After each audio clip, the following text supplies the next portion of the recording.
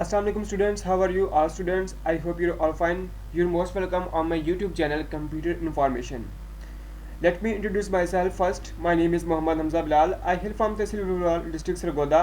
I have studied completed M.Com at University of Central Punjab. I have more than 2 years experience to teach computer science. Today we are going to discuss chapter number 1 of 9th class. 9th class का जो chapter number 1 है उसका नाम है introduction to computer. Previous class में हमने पढ़ा था कंप्यूटर की डेफिनेशन और यूजेस ऑफ कंप्यूटर, और आज हम पढ़ने जा रहे हैं article number 2 history of computer. इसमें हम देखेंगे कि कंप्यूटर की क्या हिस्ट्री है, कि किस हालत में कंप्यूटर हमारे तक पहुंचा। ये बड़ी इंटरेस्टिंग सी इंफॉर्मेशन है। तो सबसे पहले हिस्ट्री ऑफ कंप्यूटर में जो कंप्यूटर बनाया गया था वो था अबैकस। आज से 5000 साल पहले कंप्यूटर की जो हिस्ट्री है वो अबैकस से स्टार्ट हुई थी। बेसिकली जो कंप्यूटर बनाया जा रहा था वो उसे कंप्यूटर कह रहे थे, जिसे हम कैलकुलेटर कहते हैं। यानी कि एक कैलकुलेशन, एक सिंपल कैलकुलेशन कर सके, अर्थमेटिक ऑपरेशन परफॉर्म कर सके, like plus minus multiply and divide. तो ये वाली ऑपरेशन परफॉर्म करने के लिए जो मशीन बनाई जा रही थी उसका नाम उन्होंने कंप्यूटर दिया था। हालांकि हम आज जिसे कैलकुलेटर कहते हैं तो कंप्यूटर से और ज़्यादा काम लेते हैं। तो आहिस्ता आहिस्ता इसके अंदर इम्प्रूवमेंट आई। तो उस टाइम कोई बिजली से चलने वाली डिवाइस नहीं थी। उस टाइम पे क्या काम हुआ करता था, उस टाइम पे जो पहली डिवाइस बनाई गई थी उसका नाम था अबैकस। वो एक वर्ड रैप था जिसमें हॉरिजॉन्टल वायर्स थी और उन वायर्स में बीट्स लगे हुए थे, जैसा कि मोती या तस्बीह के दाने होते हैं। ठीक है, इसी तरह से ये बीट्स शतरंग हुए होते थे इनके साथ। तो अब उसके पास कुछ रूल्स थे, जिसने उसको बनाया था वो प्रोग्रामिंग रूल्स थे।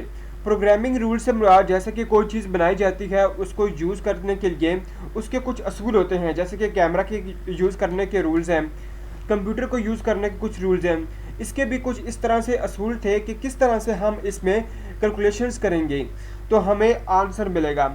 हालांकि ये इलेक्ट्रॉनिक मशीन नहीं थी।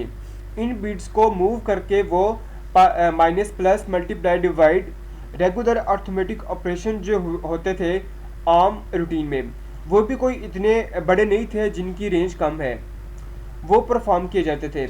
इसमें अर्थमेटिक ऑपरेशन परफॉर्म होते थे according to the coding rule. जिसको वो यूज़ करता था वो इसको रिमेंबर करता था। तो ये चीज़ इतनी इस्तेमाल नहीं हुई, ना ही इतनी ये पॉपुलर हुई। इसके बाद इम्प्रूवमेंट आहिस्ता आहिस्ता आती गई कंप्यूटर की फील्ड में।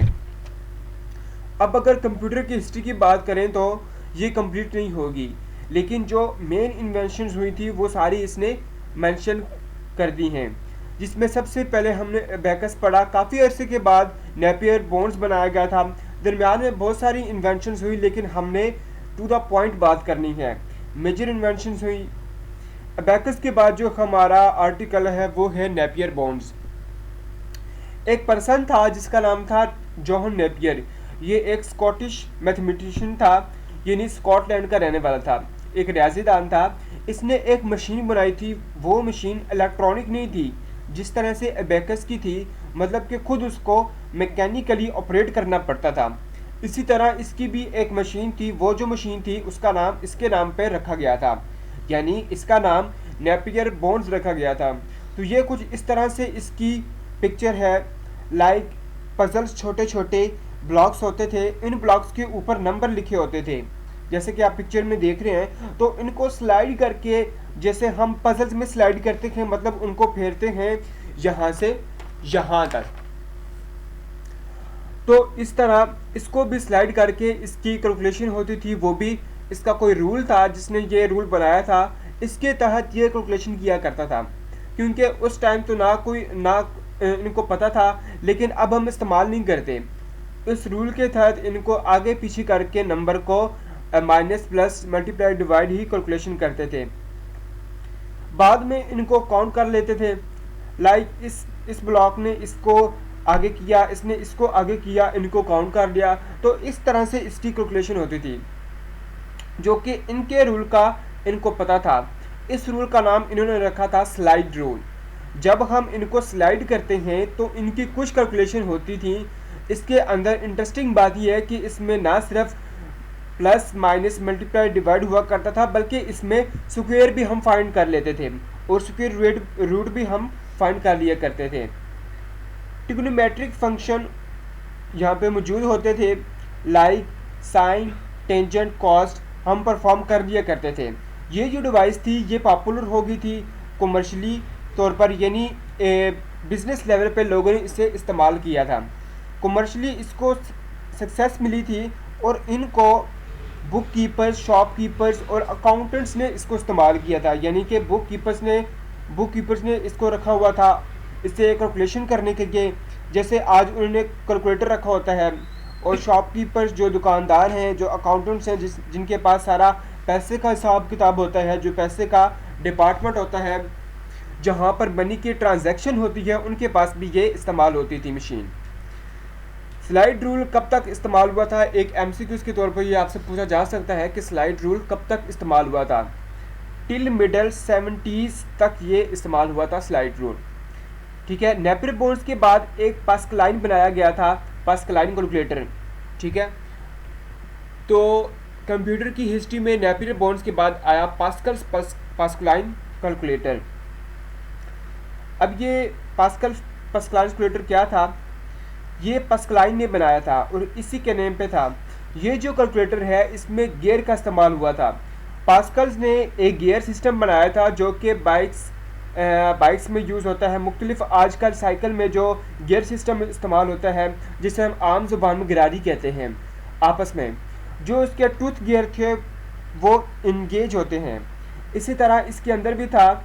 लाइक अगर हम देखें, ये जो टूथ गियर है इसे उसने टूथ गियर का नाम दिया बुक में। जो दूसरा गियर होता है वो उसके साथ इंगेज होते हैं और इसके इंगेज होने की वजह से एक गियर को हम रोटेट करें तो ऑटोमेटिकली दूसरा गियर रोटेट हो जाता है, उसके साथ रोटेट दूसरा भी हो जाता है। तो इस तरह से उसने ये डिवाइस बनाई थी कि टूथ गियर के साथ इंगेज हो जाता है। उसने डिवाइस बनाई थी कि एक टूथ गियर दूसरे टूथ गियर के साथ इंगेज हो जाता है, एक के मूव करने से दूसरा भी मूव करता है। ये बाइक और साइकिल्स में भी ये सिस्टम मौजूद होता था। अब इसने जो ये मशीन बनाई थी मुकम्मल तौर पर मैकेनिकल थी, मींस के इसमें भी बिजली का काम नहीं था, इसको भी हाथ से ऑपरेट करना पड़ता था। तो इसके अंदर होता ये था कि जब साइज़ इस तरह से होता था दो गियर्स का, कि एक गियर को हम जो इसके साथ हैंडल हुआ होता था उसे हम क्रैक करते थे, रोटेट करते थे, तो एक को रोटेट करने से दूसरे वाले ऑटोमेटिकली रोटेट हो जाते थे। तो एक का साइज़ दूसरे के साइज़ से 10 गुना ज़्यादा था। तो जो बड़ा गियर है, अगर हम एक चक्कर कंप्लीट करें इतने देर में, दूसरे वाले के 10 चक्कर कंप्लीट होते थे। तो वहाँ पे भी कुछ रूल्स थे। इसने कुछ रूल्स बनाए थे कि किस तरह से रूल्स के तहत काम करके इसकी कैलकुलेशन की जाए। ये तो बेसिकली रोटेशन को गिनता था कि एक रोटेशन होगी 2 3 4, फिर इसको आंसर फाइनल मिलता था। पास्कल के इस कैलकुलेटर में दो प्रॉब्लम्स थे, ना तो इसके अंदर प्रेसिशन थी और ना ही इसके अंदर एक्यूरेसी थी। मतलब ये एक्यूरेट नहीं था, इसमें गलती के चांसेस बहुत ज़्यादा होते थे, इसमें मुकम्मल आंसर आपको नहीं मिलता था। इस वजह से पास्कल के मशीन के लोगों ने ज़्यादा पसंद नहीं किया, पास्कल्स की इस मशीन को लोगों ने पसंद नहीं किया। एक पर्सन था जिसका नाम था वॉन लेबनीज, जर्मन मैथमेटिशियन था। ये एमसीक्यूज़ के तौर पर पूछा जा सकता है आपसे कि वॉन लेबनीज किस कंट्री का रहने वाला था। तो वॉन लेबनीज जर्मन मैथमेटिशियन था, जर्मन का रहने वाला था। इसने पास्कल के कैलकुलेटर को अडॉप्ट किया, इसके अंदर कुछ चेंजेस की, इसने इसको एक्यूरेट किया, इसको रिलायबल बनाया, पहले इसको बेहतर किया, प्रूफ किया और इम्प्रूव करने के बाद आगे इसको पेश कर दिया। तो इसका जो कैलकुलेटर था वो पास्कल्स के निस्बत कुछ बेहतर था, लेकिन फिर भी लोगों ने इसे पसंद नहीं किया क्योंकि ये बड़ा मैकेनिकल वर्क था, बड़ा एक अजीब सा वर्क था। इसको ऑपरेट करना बहुत बड़ा मुश्किल हुआ करता था। इसके बाद हमारे पास आते हैं हिस्ट्री में चार्ल्स बेबेज। चार्ल्स बेबेज को फादर ऑफ कंप्यूटर भी कहा जाता है और ये इंग्लैंड के कैम्ब्रिज यूनिवर्सिटी में मैथमेटिशियन के प्रोफेसर थे। यानी कि कंप्यूटर को बनाने वाले जितने भी प्रोफेसर थे वो सारे के सारे मैथमेटिशियन थे, क्योंकि वो अपनी सहूलत देख रहे थे कि कैलकुलेशंस में जो है वो आसानी से मिल जाएं। कैलकुलेशन जो हमें आसानी से मिल जाए, हमें इतनी एफर्ट ना करनी पड़े। तो एफर्ट को रिड्यूस करने के लिए उन्होंने मशीन को बनाना शुरू किया था। फिर आहिस्ता आहिस्ता इसमें इम्प्रूवमेंट आती गई। चार्ल्स बेबेज जो था ये एक रियाजीदान था, कैम्ब्रिज यूनिवर्सिटी में एक प्रोफेसर था। इसने इसके ऊपर काम किया एक मशीन बनाने के लिए। 1822 में एक मशीन का मॉडल इसने तैयार किया। मॉडल से मुराद इसने एक नमूना तैयार कर लिया था। अभी मुकम्मल मशीन बनी नहीं थी कि एक मॉडल तैयार हो गया था जो कि वर्किंग मॉडल था। वर्किंग मॉडल से मुराद है वो एक ऐसा उसका मॉडल था जो कि काम करता था, लेकिन अभी तक इसके अंदर इसने फिनिश करना था, इसको कंप्लीट करना था, जो कि अभी तक कंप्लीट नहीं था। एक मशीन का नाम रखा था इसने डिफरेंट इंजन। डिफरेंट इंजन में जो ये वर्ड इंजन है ये इस वजह से इस्तेमाल किया गया क्योंकि ये कंप्यूटर चला करता था स्टीम पावर से, बिजली से नहीं चलता था। मतलब कि ये भाप से चलता था, जैसे कि ट्रेन का इंजन होता है वो भाप से चलता है। इसी वजह से यहाँ पे इंजन लिखा हुआ था, तो इसलिए इसके नाम में इंजन शामिल है। डिफरेंस इंजन जो था इसका मॉडल वर्किंग मॉडल 1822 में तैयार किया गया था, लेकिन चार्ल्स बेबेज 10 साल तक इस पे काम करता रहा, इसको इम्प्रूव करता रहा, इसको बेहतर करता गया। तो फिर इसने खुद ही अपना इंटरेस्ट 10 साल बाद कुछ खो दिया। इसने सोचा कि उसके पास इससे भी बेहतर आइडिया है, बजाय इसके कि वो डिफरेंस इंजन को बनाता और कोई इसको देख के इसको इम्प्रूव करता। इसने खुद सोचा कि क्यों ना इसी कंप्यूटर को इम्प्रूव किया जाए। तो 1833 में इसने डिफरेंस इंजन का नाम चेंज करके एनालिटिक इंजन कर दिया, एनालिटिकल इंजन। चेंजिंग क्या की थी अब इसने? एनालिटिकल इंजन मुकम्मल तौर पर ऑटोमेटिक था और जनरल पर्पस था। जनरल पर्पस से मुराद के आम काम के लिए इस्तेमाल होता है, आम रूटीन में एक ज़्यादा काम भी इससे ले सकते हैं। इस काम के लिए इसने इसको बनाया था। इसने कहा था कि इससे बेहतर यही है, और इसने कंप्यूटर डिजिटल कंप्यूटर बनाने की कोशिश की थी कि इसमें डिजिट्स में भी हम आंसर हमें नज़र आए। चलता ये भी स्टीम पावर से था, इस वजह से इसके नेम में इंजन शामिल है। ये जो आइडिया था इसको बड़ी मेहनत करनी पड़ी और वक्त के साथ साथ इसने मशीन तैयार कर ली।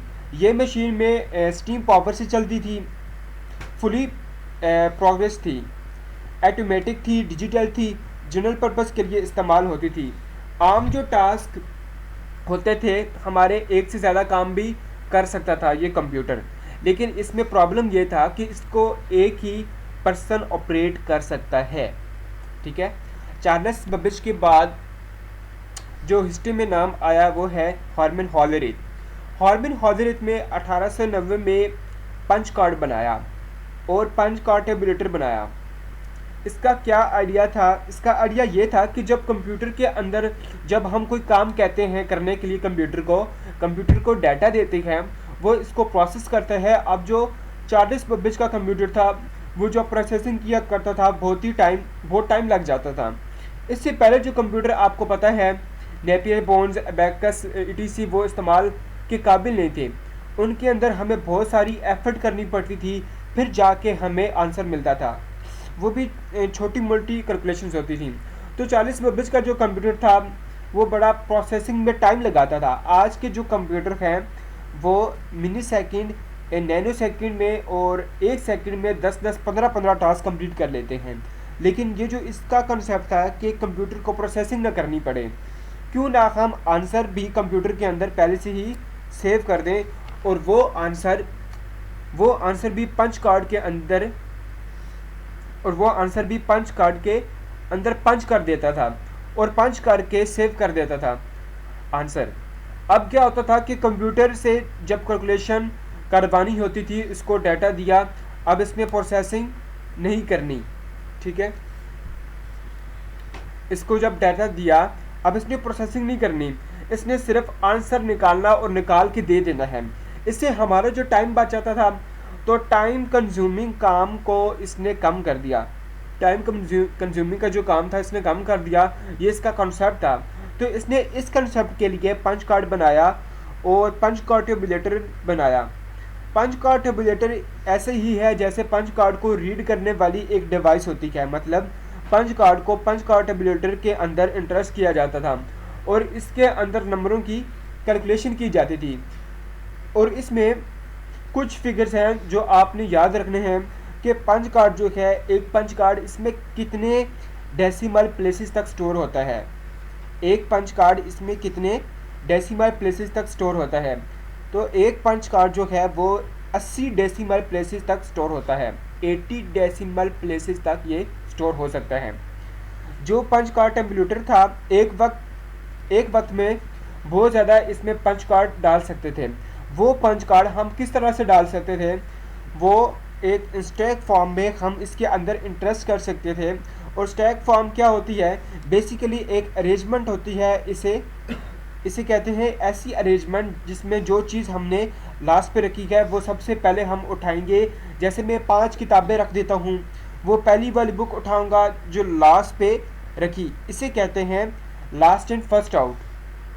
पंच कार्ड टेबुलेटर जो था, इसमें कुछ पंच कार्ड को स्टैक पे रखा जाता था। अब थर्ड बात इसमें यह है कि जो पंच कार्ड टेबुलेटर है वो एक टाइम में कितने पंच कार्ड्स को रीड कर सकता था। वो 50 to 220 पंच कार्ड रीड करने की सलाहियत रखता था।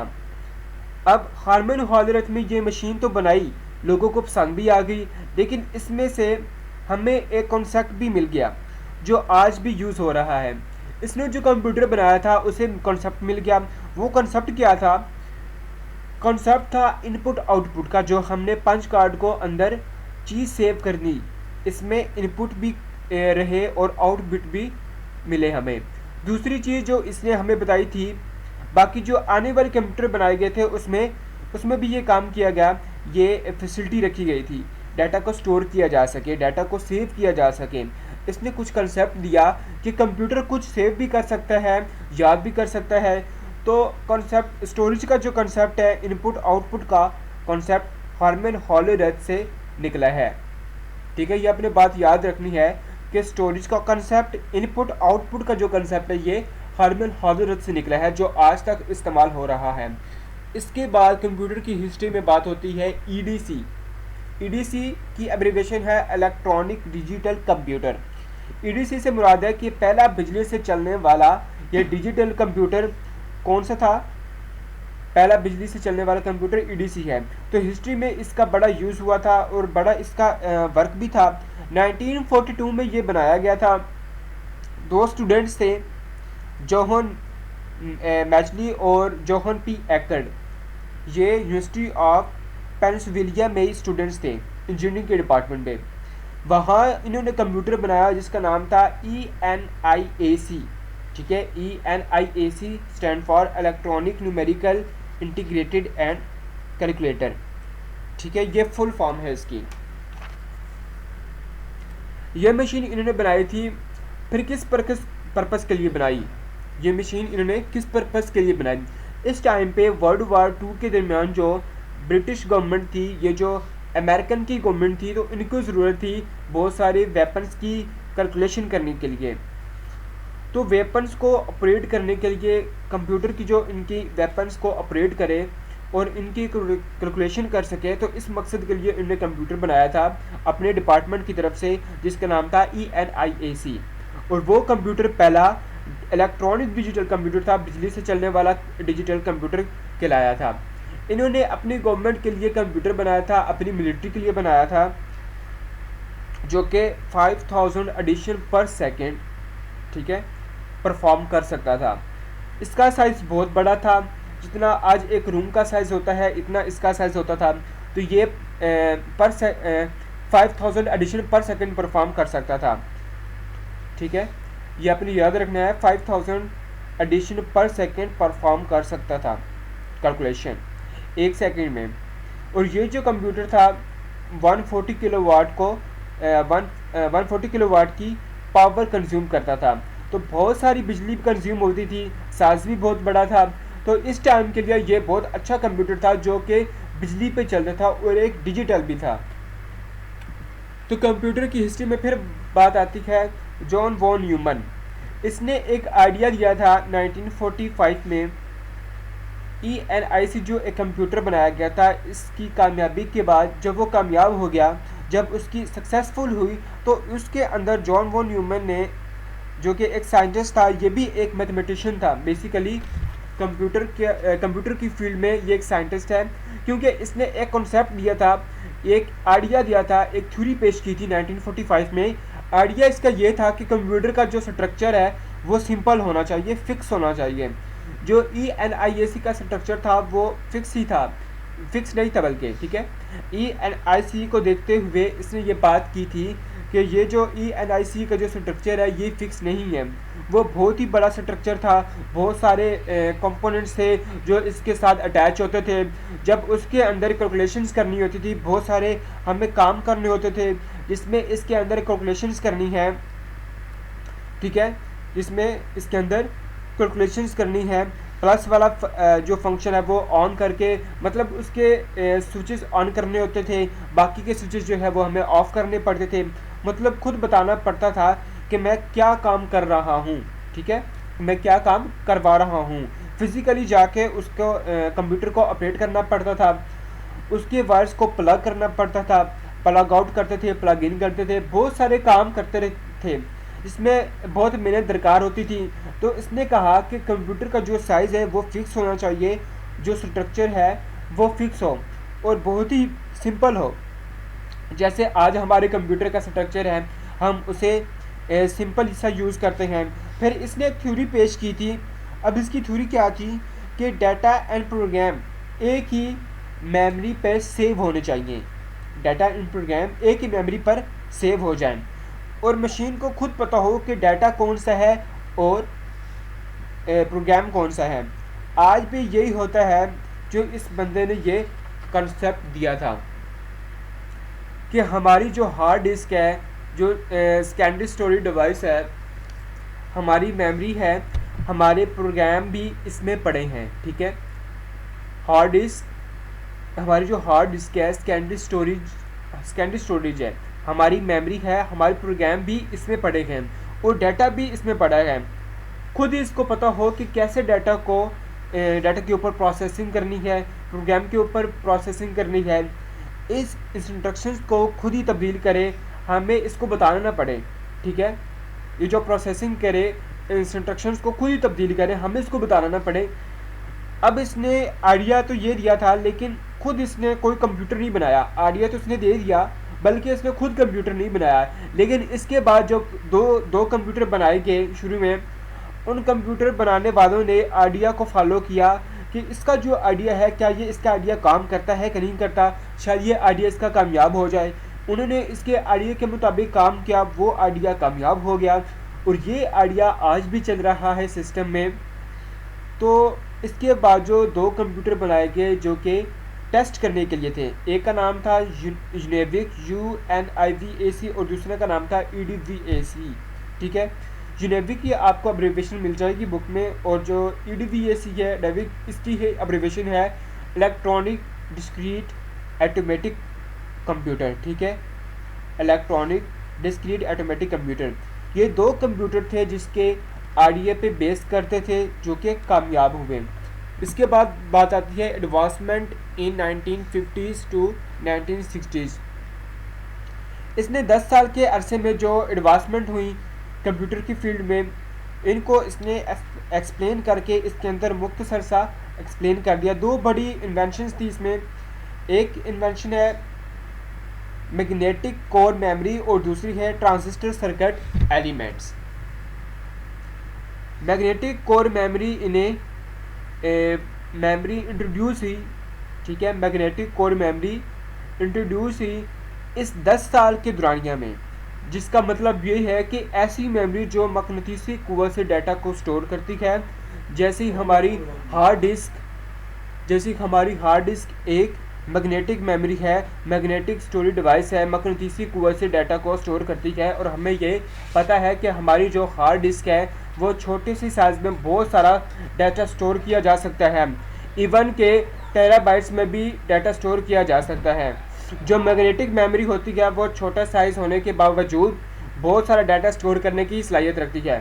तो ये एक बड़ी इन्वेंशन हुई जिसे लोगों ने पसंद किया मैग्नेटिक कोर बन गई, जिसको लोगों ने मुख्तलिफ डिवाइसेस में like printers, computer system, hard disk ETC में इन डिवाइसेस में बहुत यूज़ करना शुरू कर दिया। ये डिवाइस मार्केट में आ गई। ठीक है, अब जो दूसरी इन्वेंशन थी वो थी ट्रांजिस्टर सर्किट एलिमेंट, हमारे कंप्यूटर में मौजूद होते हैं। ठीक है, ट्रांजिस्टर सर्किट एलिमेंट जो कि हमारे कंप्यूटर में अवेलेबल होते हैं, हमारी मदरबोर्ड के ऊपर ये लगे होते हैं। इनका काम हमारे प्रोसेसर की हेल्प करना है, जो कि मुख्तलिफ डिवाइसेस के साथ हमारा प्रोसेसर जो है इंटरेस्ट करता है। इसमें हमारे कंप्यूटर की वर्किंग फास्ट होगी, साइज भी इसका कम हो गया। अब इन्वेंशंस की वजह से ये जो डिवाइसेस सामने बन के आती गई कि कौन कौन सी थी वो डिवाइसेस, कार्ड रीडर्स, प्रिंटर्स। पहले के लोग जो है वो टाइप राइट करते थे, या प्रिंटर आ गया। और जो थर्ड है वो है कैथोड रे ट्यूब। फर्स्ट थी हमारे पास कार्ड रीडर्स, प्रिंटर्स और कैथोड रे ट्यूब। ये तीन डिवाइसेस किन किन लोगों ने यूज़ हुई, किन किन लोगों ने इसे फील्ड में यूज़ किया। तो सबसे पहले जिसने यूज़ किया था वो अकाउंटिंग में इसको यूज़ किया गया, फिर पेरोल में यूज़ किया गया, inventory control, ordering, supplies, billing में इसको यूज़ किया गया। इसके बाद जो है मोर रिसेंट एडवांसमेंट। रिसेंट का मतलब होता है हाल ही में। 1950 से 60 के बाद आज तक जितनी भी इन्वेंशंस हुई उसने सम अप करके एक शॉर्ट सा इसने एक्सप्लेन कर दिया कि 1950 टू 60 में एक बहुत बड़ा काम हुआ था। ये टेक्नोलॉजी है बेसिकली, इसको कहते हैं VLSI। VLSI इसकी एब्रिविएशन है वेरी लार्ज स्केल इंटीग्रेशन। बहुत बड़े पैमाने पे चीज़ें आपस में कंबाइन हो रही हैं। यानी आज हम देखते हैं कि हमारे पास मोबाइल है, हर चीज़ मुयस्सर है। पहले कैमरा अलग होता था, MP3 MP4 अलग हुआ करते थे, रेडियो अलग हुआ करता था, टेलीफोन अलग होते थे। लेकिन आज सारी चीज़ें इंटीग्रेट हो गई। इंटीग्रेट का मतलब है इकट्ठी हो गई हैं। आज सारी चीज़ें इंटीग्रेट होके एक ही डिवाइसेस में आ गई हैं। हम अपना मोबाइल खरीदते हैं, उसमें कैमरा है, उसमें ऑडियो प्लेयर है, उसमें इंटरनेट यूज़ करते हैं, उसमें फ्रंट कैमरा भी अवेलेबल है, मुख्तलिफ ऑप्शन होते हैं उसमें। तो उसे कहते हैं बहुत बड़े पैमाने पे चीज़ें इंटीग्रेट हो गई। तो चीज़ें जब इंटीग्रेट होना शुरू हो गई तो अब लोगों ने इस चीज़ को पसंद किया कि जो चीज़ें इंटीग्रेट होती हैं, कंप्यूटर का साइज़ भी कम हो गया। जब साइज़ भी कम होता है तो इसकी वैल्यू भी कम होती है और इसकी स्पीड ज़्यादा होती है। आने वाली जो टेक्नोलॉजी है, जो न्यू टेक्नोलॉजी है, वो बेहतर से बेहतर होती चली गई। ठीक है, आज जितने भी साइंटिस्ट हैं उन्होंने जब कंप्यूटर बनाना शुरू किया तो इसी के ऊपर काम होता गया। आज भी ऐसा ही हो रहा है। आज आने वाले डिवाइसेस जो हैं, आज आने वाले डिवाइसेस कोशिश करते हैं कि पहले की निस्बत कम हो। जैसे आपको पता है कि छोटे लैपटॉप्स भी आ गए हैं, मोबाइल का जो साइज़ है वो भी मौजूद है। किसी टाइम पे ये ऐसा नहीं था कि पहले टच मोबाइल नहीं था, इससे पहले जो साइज़ थे इसका साइज़ बहुत बड़ा हुआ करता था। जैसे हमारे टेलीफोन का रिसीवर होता है, इतना हमारा फ़ोन हुआ करता था। लेकिन आहिस्ता आहिस्ता इसका साइज़ रिड्यूस होता गया। तो ये काम हुआ VLSI का। ठीक है, मोर रिसेंट एडवांसमेंट में इसके अलावा अब सबसे ज़्यादा जिस फील्ड पे काम किया जा रहा है वो है आर्टिफिशियल इंटेलिजेंस। आर्टिफिशियल इंटेलिजेंस क्या है? ये मसनूई ज़हानत है कि जेपियन गोल्ड जब अनाउंसमेंट की गई, जब ये काम हो गया, जब इसकी अनाउंसमेंट आई VLSI वाला, तो सारे तरक्याती काम कंप्यूटर की राह में, कंप्यूटर की फील्ड में अपने मराहिल तय कर रहे थे। उन्होंने क्या कहा कि ऐसा कंप्यूटर बनाया जो मुकम्मल तौर पर इंसान हो। ठीक है, हम ऐसा कंप्यूटर बनाते हैं जो मुकम्मल तौर पर इंसान हो, यानी बिल्कुल ह्यूमन के तौर पर वर्क करे। इस फील्ड को नाम दिया आर्टिफिशियल इंटेलिजेंस का। उन्होंने कहा कि हम इसके ऊपर काम करेंगे। अमेरिका और बाकी जो कंट्रीज़ हैं उन्होंने इसके ऊपर काम करना शुरू कर दिया। अभी अभी इसके ऊपर काम हो रहा है। बहुत सारी इन्वेंशंस इस फील्ड में हुई थी। जैसे बड़े बड़े सेंसर्स हैं, इसके लिए बनाए गए। इसके अलावा हमारा जो बायोमेट्रिक सिस्टम है, इसके अलावा फेस डिटेक्शन, वॉइस रिकॉग्निशन और बहुत सारी ऐसी इन्वेंशंस हैं जो इसमें हुई हैं, जो अभी मुकम्मल तौर पर कामयाब नहीं हुई, क्योंकि वो ये चाहते हैं कि जो रोबोट्स हैं इंसानों वाली, जो मशीन है जो इंसानों की तरह काम करें, वो मुकम्मल तौर पर इंसानों की तरह काम करें इस पर। लाइक उनके अंदर सेल्फ डिटेक्शन की भी पावर है जो अभी तक नहीं है, ठीक है। लेकिन मशीन इतना ही करती है जितना इसको कहा गया, ना उससे ज़्यादा कर सकती है ना उससे कम। ये चाहते हैं कि मशीन खुद से डिसीजन ले, खुद से डिसीजन की पावर रखती हो, जैसे हमारे अंदर होती है डिसीजन की पावर, जैसे हम खुद डिसीजन कर सकते हैं, हमें जो काम कहा गया है हम उससे भी ज़्यादा करके दिखा सकते हैं और कम भी, ठीक है। हमें जो काम कहा जाता है हम उससे भी ज़्यादा करते हैं या उससे कम भी कर सकते हैं, इसलिए मशीन को डिफेक्ट डम मशीन कहा जाता है। बहुत सारे काम इन्होंने किए। मशीन जो है वो पहचान देती है, जैसे आज हम बायोमेट्रिक सिस्टम यूज़ करते हैं अपने मोबाइल्स में, अपना मोबाइल हमें पहचान लेता है, ठीक है। जैसे कि हमारा मोबाइल हमें पहचान लेता है तो फेस डिडक्शन होता है। तो ये सारा काम हो रहा है हिस्ट्री में। तो सारे कंप्यूटर की हिस्ट्री ये थी जो मैंने आपको बता दी गाइस। आपका जो भी क्वेश्चन हो आप कमेंट में पूछ सकते हैं, ठीक है। और ऑनलाइन ट्यूशन्स के लिए ईमेल आपको बता दी गई है, डिस्क्रिप्शन में आपको कांटेक्ट मिल जाएगा अगर आप ऑनलाइन ट्यूशन स्टडी करना चाहते हैं, या आपको चैनल का लिंक, फेसबुक का लिंक और ईमेल का जो लिंक है वो आपको डिस्क्रिप्शन में मिल जाएगा। Thank you guys, please like, subscribe and share and follow my channel for more videos. Thank you, Allah हाफिज़।